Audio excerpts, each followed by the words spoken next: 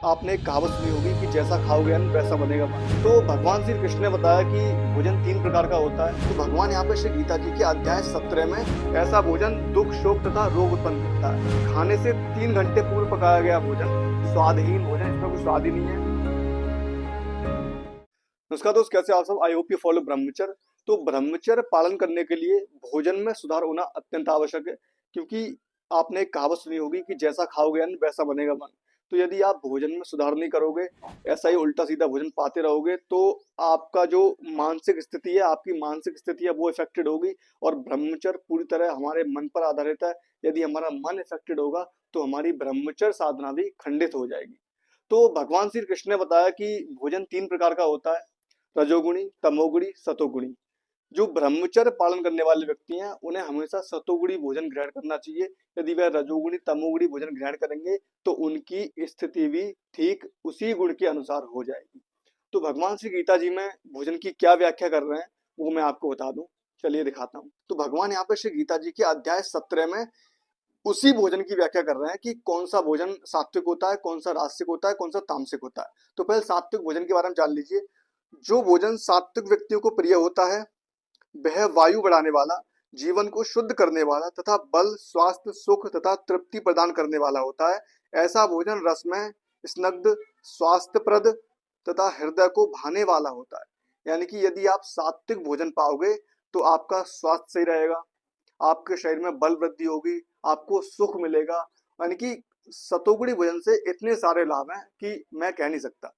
तो सतोगुणी भोजन कौन सा होता है? जैसे कि देखिए, गाय का दूध हो गया, गाय का घी हो गया, गाय का दही हो गया, गाय का मठा यानी कि छाछ हो गई, हरी सब्जियां आदि हो गई, ड्राई फ्रूट्स हो गए, मक्के की रोटी हो गई, गेहूं की रोटी हो गई। यानी कि ये सब क्या होते हैं? सतोगुणी भोजन होते हैं, और ये आपकी ब्रह्मचर्य साधना को परिपक्व करते हैं।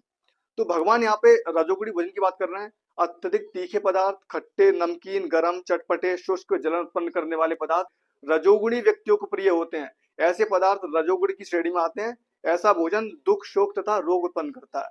तो आप चटपटे पदार्थ खा रहे हो, फास्ट फूड आदि, कोई दुकान से चीज खरीद के खा रहे हो, तो ऐसे पदार्थ कहाँ आते हैं? रजोगुणी भोजन की श्रेणी में आते हैं, और ये आपको सुख, रोग और आपके शरीर में नाना प्रकार के कष्ट उत्पन्न करेंगे। इसके अलावा और कुछ नहीं सकते रजोगुणी भोजन। अब भगवान तमोगुणी भोजन की बात कर रहे हैं कि खाने से 3 घंटे पूर्व पकाया गया भोजन स्वादहीन भोजन, इसमें कोई स्वाद ही नहीं है। वियोजित तथा सड़ा हुआ भोजन, झूठा, अस्पृश्य वस्तुओं से युक्त भोजन उन लोगों को प्रिय होता है जिनकी वृत्ति तामसिक होती है।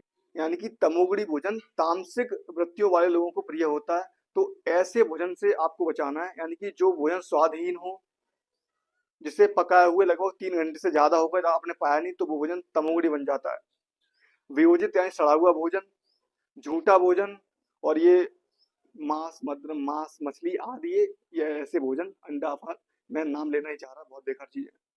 तो ऐसे भोजन से आपको बचना है। तो भगवान ने तीनों प्रकार के भोजन की व्याख्या यहाँ पे कर दी। यदि आप सतोगुणी भोजन ग्रहण करोगे तो आपकी व्यक्ति सतोगुणी होगी और आप ब्रह्मचर्य की साधना को सही तरीके से पालन कर पाओगे। ये तो भगवान ने बताया कि एक व्यक्ति को भोजन किस प्रकार का करना चाहिए और कैसे वह अपने ब्रह्मचर्य साधना को पुष्ट कर सकता है।